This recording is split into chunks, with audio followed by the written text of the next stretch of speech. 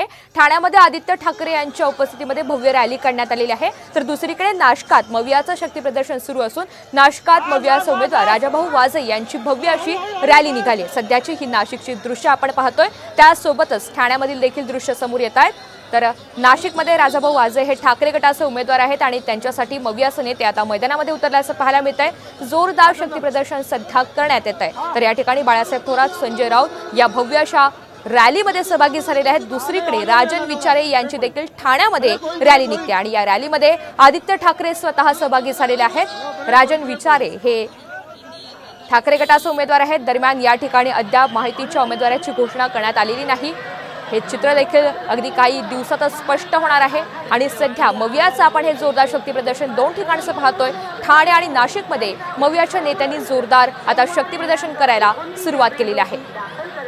ठाण्यामध्ये आदित्य ठाकरे यांच्या उपस्थितीमध्ये भव्य अशी रॅली काढण्यात आलेली आहे। राजन विचारे यांच्यासाठी भव्य असं शक्ती प्रदर्शन करण्यात येत आहे।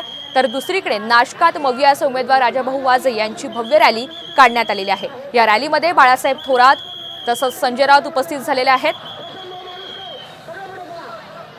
मवियाचे कार्यकर्ते आणि पदाधिकारी मोठ्या संख्येने यामध्ये सहभागी झाल्याचं आपण पाहतोय।